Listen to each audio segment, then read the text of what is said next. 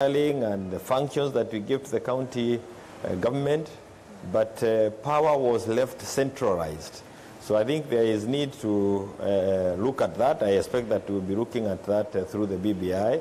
That will call for constitutional amendment so that power is also devolved, and that will give us more stability in the country, less violent electoral process.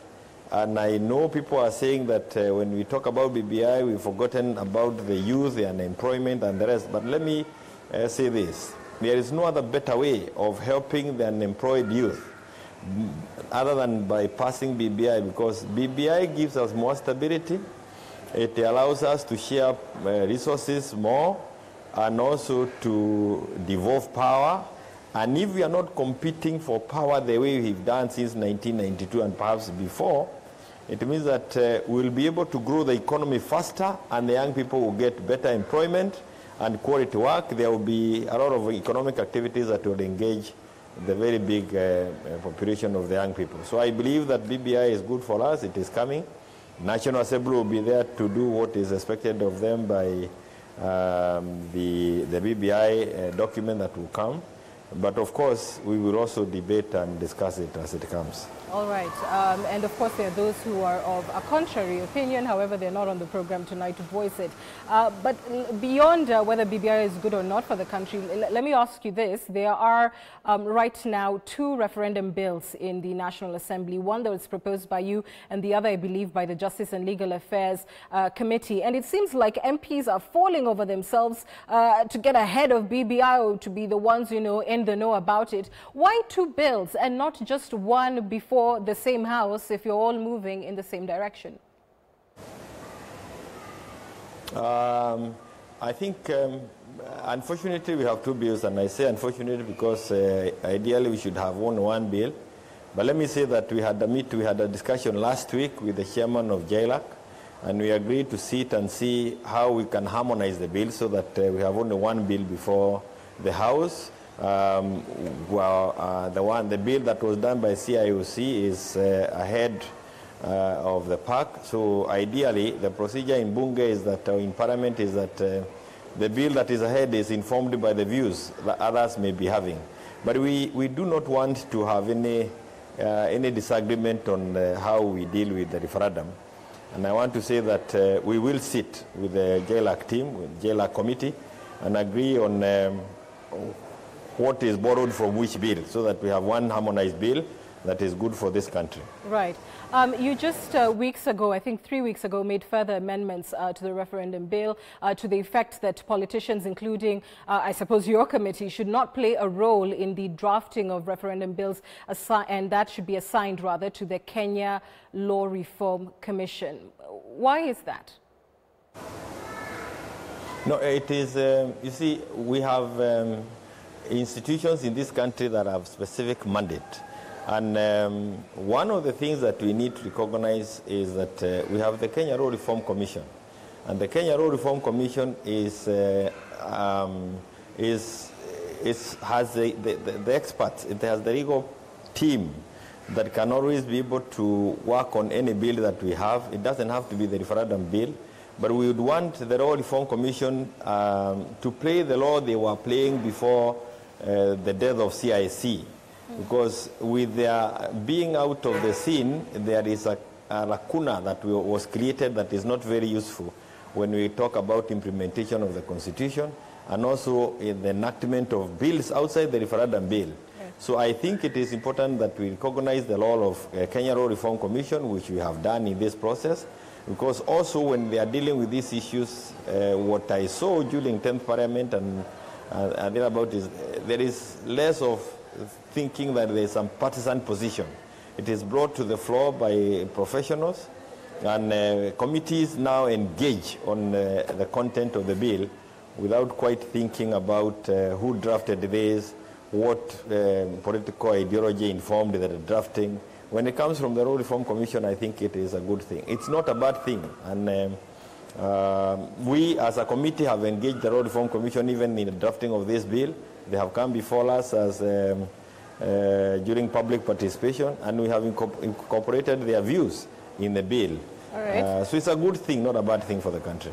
Well, that's possibly debatable, and I want to start by asking you, when is the last time you heard of the Law Reform Commission doing anything substantial in law reform? And if they are capable of such, how come they haven't come up with an acceptable bill to settle the gender debate? One of the things is that all the bills that we have tabled in Parliament, we have always had input from the Kenya Law Reform Commission. And I would want to encourage any other team, that including JLAC and other departmental committees, whenever they have a bill before them, it pays to engage the Kenya Law Reform Commission. They are able to relate that bill with all other bills, that all other acts of Parliament that we have passed. They are able to look at it against the 2010 Constitution that we have. And I want to say again, it is very useful to engage the Kenya Law Reform Commission.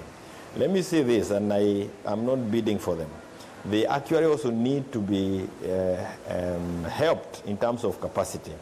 The Kenya Law Reform Commission and the AG's office have a key role to play in the enactment of laws in this country. We can only wish them away at our own peril.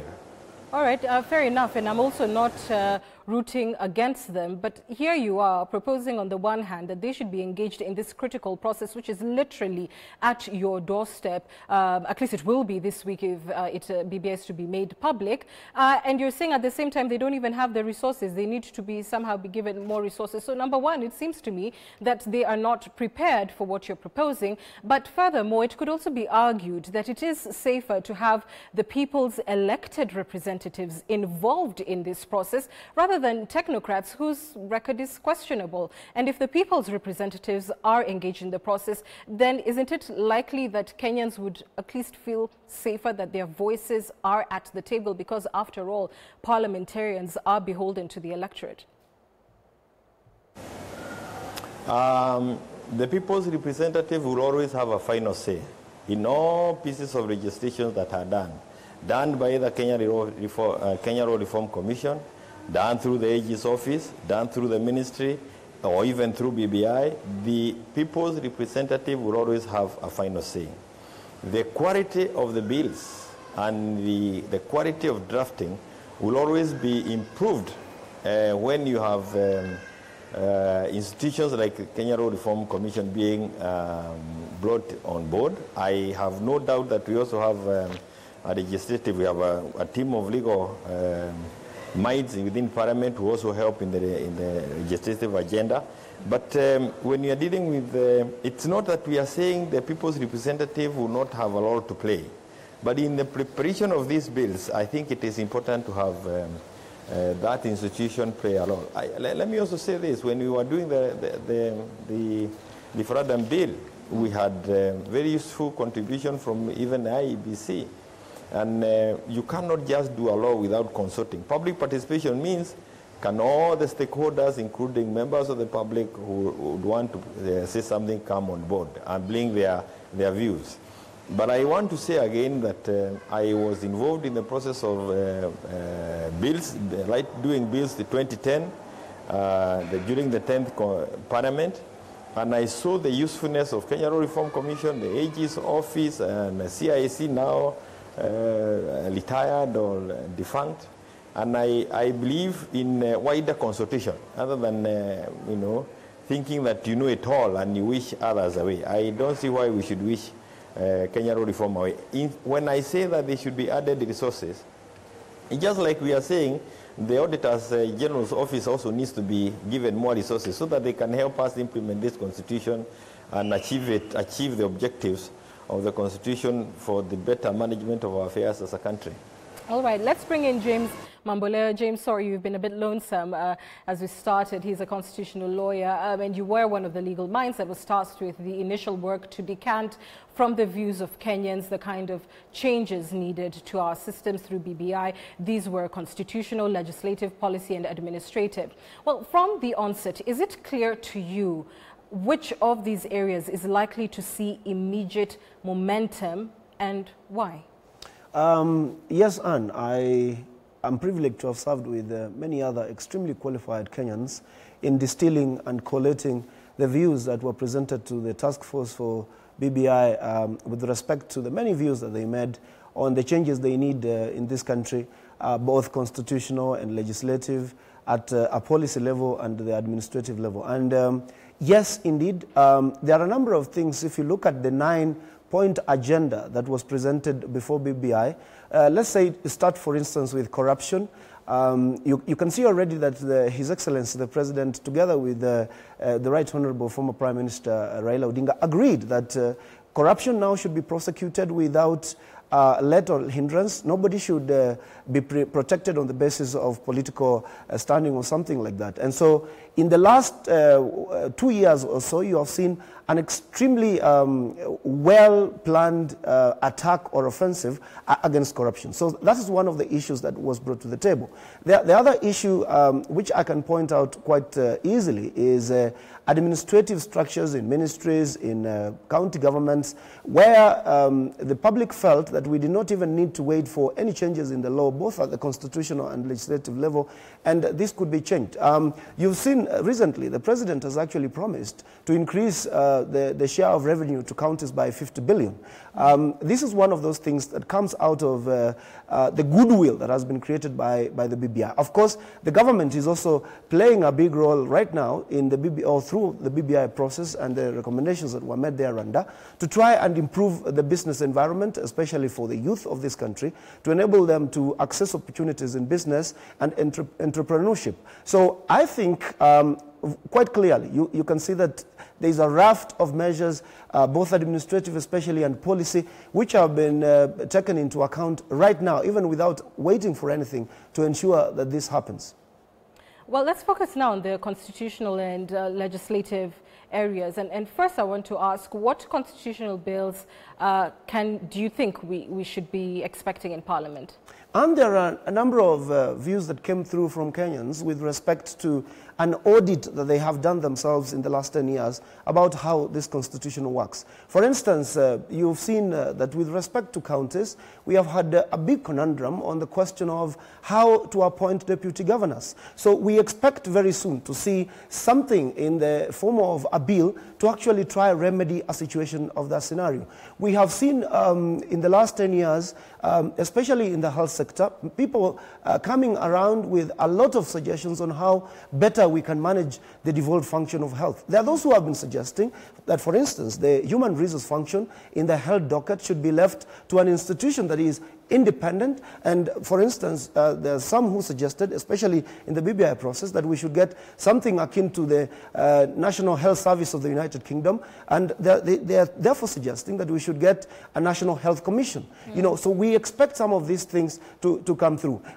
For instance, we now know that most county governments are saying they could do better with a lot more resources, and so there has been a suggestion that, for instance, we should get an increase of the allocation to counties or to devolved government from at least 15% to at least 35%. So those, right. we expect that something like that could happen. But there is something extremely important that has been coming all along, especially from county assemblies. County assemblies, for instance, are saying that they would want to see a lot more independence in the operations of county assemblies from county executives. And so some of them are saying that it's extremely important to have their monies sent to them directly so that they are not beholden to governors in the process of executing their functions of oversight against county executives. And so we expect to see a bill, for instance. We expect to see a suggested amendment on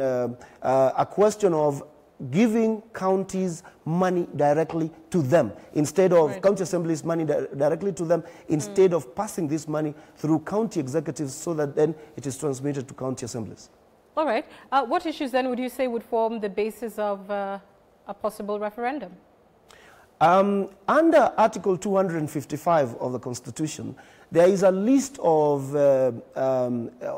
amendments which, if they were to be brought, are supposed to go to a referendum because the Constitution requires that the people must have a say on it. For instance, if you have a proposal on changing the structure of government, if you want to change the term of parliament, if you want to change the Bill of Rights, if you want to change the principles of devolved government, and so on and so forth, then those are issues which parliament or any other institution cannot be able to do without having to take that to a referendum. Right. So since, for instance, remember, Anne, that the BBI process also incorporates, in a sense, a question of integrating this country, creating harmony, unifying this country. And in BBI, there were important issues like questions on divisive elections, inclusivity, and of course, these questions will result in a debate about how best to structure government in order to reflect the will of the people. So there are suggestions, for instance, that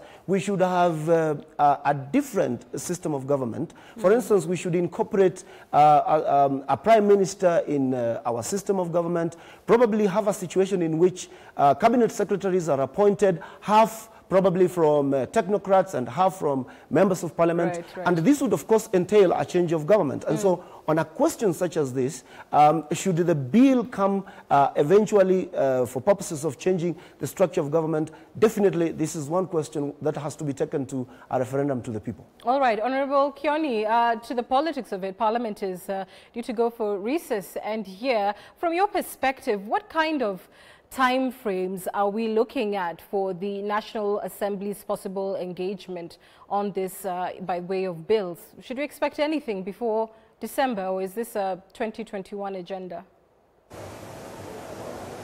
I believe that the bills that my colleague has mentioned about could easily find their way into the House before the end of this year. When he talks about referendum, certainly passing the referendum law and preparing the country for referendum, that is a 2021 exercise. It cannot happen 2022. But it's good to say that time is of essence. It will be important to carry out some of these exercises a little bit ahead before we are in full throttle for the campaigns. You can already see that this whole process, which I think is very important, is being carried, it's really becoming a 2023 campaign item. And it would have been useful if we could be able to deal with it outside the 2023 campaigns, because then that way we become more objective and we're able to discuss issues as opposed to personalizing them to the point where we think they are favoring one person as opposed to the other. So I think in terms of timing, we need to move faster. I certainly hope that we can get the BBI in the coming days so that the various bills, and again, let me say this so that people can understand that we expect all committees in Parliament to be involved in managing or processing bills, because they relate to different aspects of our governance system in our country. It's not just the CIOC. CIOC may be involved if there are any constitutional amendment issues that come, and I say maybe, but it's the whole National Assembly and also the Senate that needs to come on board. And I think the spirit within the two institutions is one that would enable the passage of those instruments. Right, and you mean 2022 election, I'm sure. You kept saying 2023, I think you mean 2022. Having said that, you've talked about a spirit in the House that is for perhaps moving these issues along. And I just want to ask you now, as a politician, not as a chair of a committee, what is the likelihood that these constitutional bills will come to a House that can guarantee that at least two-thirds majority vote for them to pass? Are you certain that you have the numbers to drive through these issues in a very uncertain political environment?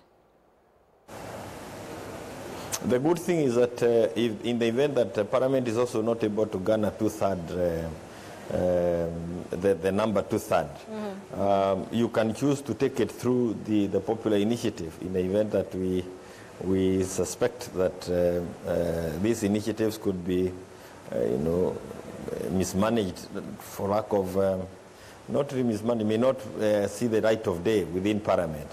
And I think we hope that we can be able to persuade our colleagues. Two-thirds is not an easy thing to achieve within Parliament. But we hope to persuade our colleagues when that time comes. But in the event that that looks difficult, then I think the powers that be can easily use the popular initiative to try and achieve the same. through the popular initiative, you don't need the two-thirds within Parliament. Right. You can easily manage it within Parliament.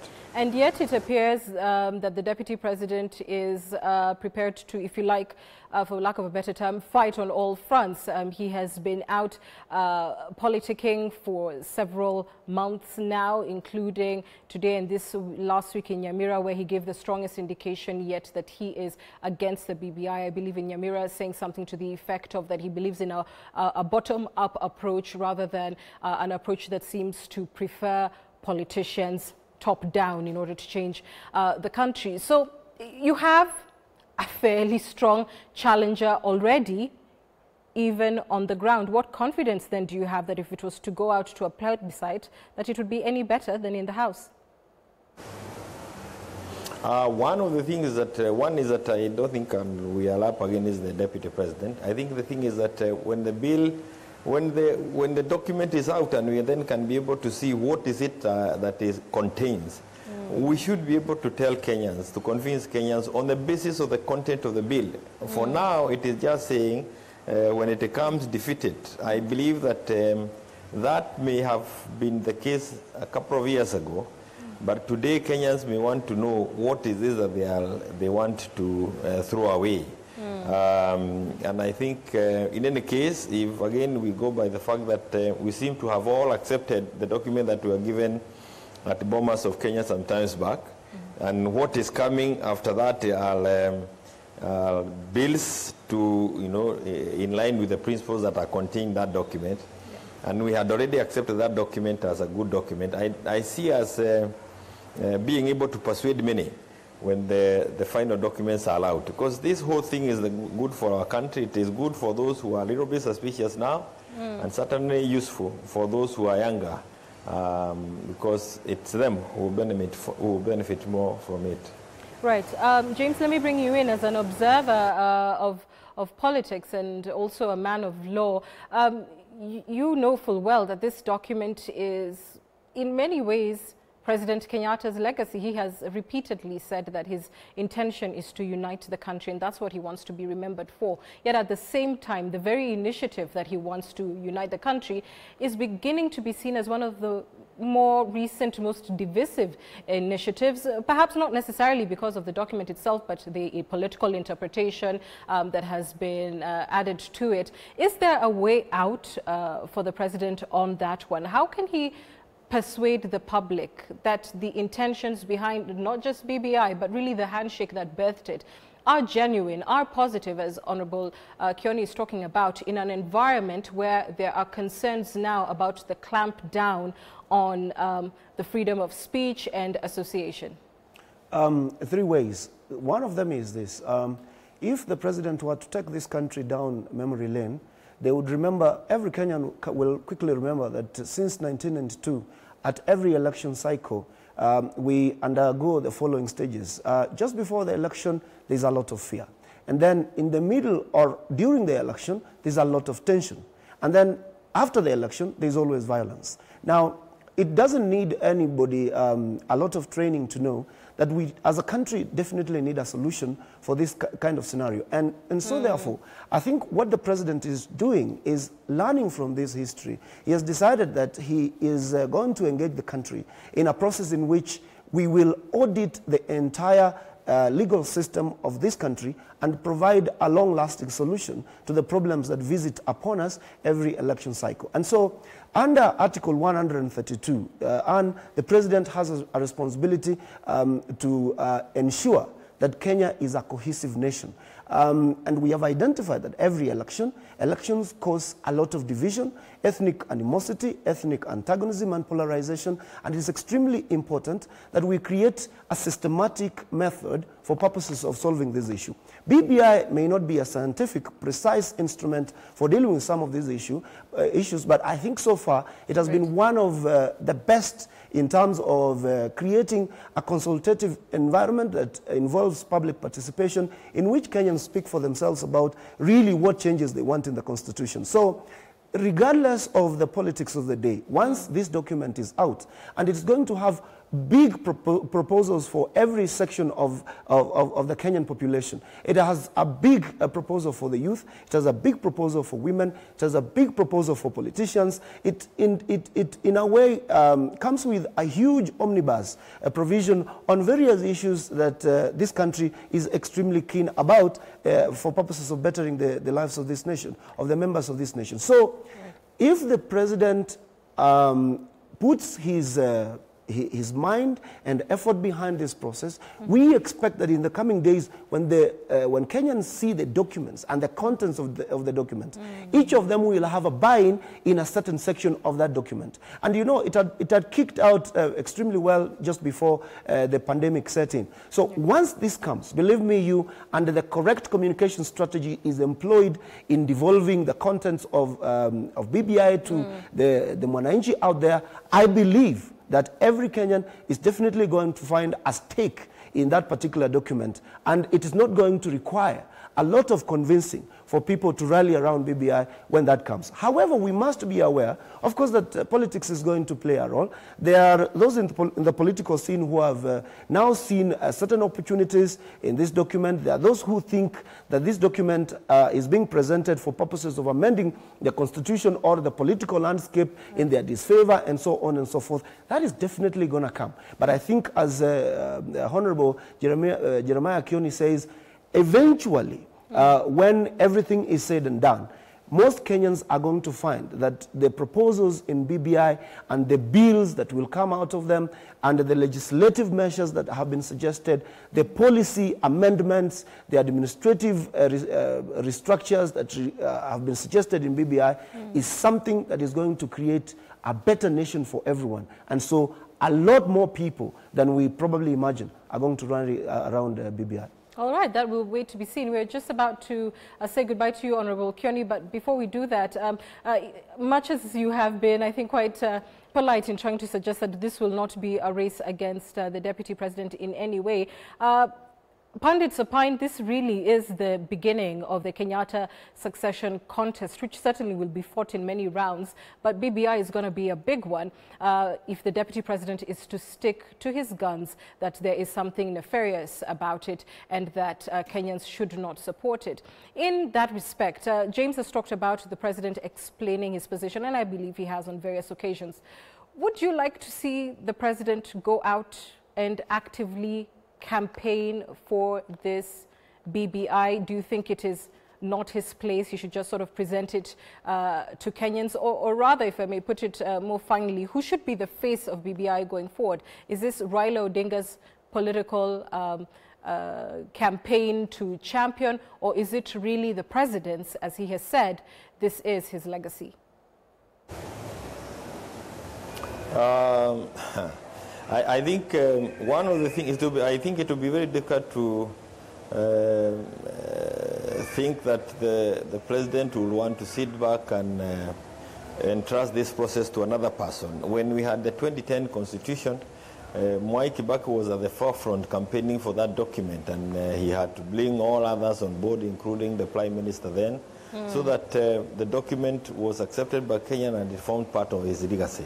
I would expect that the President also takes an active role in explaining this document to the people. It is one of the things that is very dear to him. I believe it is something that he should not leave it out to other people. Others will be on. I know the former Prime Minister is there, and we hope that we'll see many more politicians joining that camp. But as my colleague has said, there is that the content of the bills, the content of any constitutional amendment that is put to the floor should also be able to drive, to have a momentum by itself. The benefit of what is being proposed might quickly convince even those who are a little bit worried about what is this whole document, this whole constitutional movement holds for them politically. And I would rather that we slow down. And let me say this, if also we were able to tame our political ambitions. There are those who would want to become governors, others want to become senators, others want to become XYZ. If we were to tame those ambitions for a while, all of us, and look at this document, these proposed changes objectively, I believe that even the political climate thereafter will be better for all of us, and the outcome of 2022 will be an outcome that we'll all be happy about, and we'll be able to attract more resources into this country thereafter, even from the private sector. And that means that we release a little bit of the resources that we are using for infrastructure development, for example, to help us with the support of our social network. So I'm saying that the good, the eventual good, we should be able to sell the good. But I believe the president, the former prime minister, the whole of the team that have been before BBI, like we have had tonight, should come and tell us why is it that they are proposing these ideas, so they can carry us along. And we should also call the others to the table, those who are already a little negative, call them to the table, let them see, and convince them that they should be part of it, not wishing them away, not issuing tough statements towards them, and vice versa. That is what this country needs. All right. That's our time. I want to thank you, Honorable Kioni, for speaking to us, and James Mamboleo, constitutional lawyer, as well. We're back after this.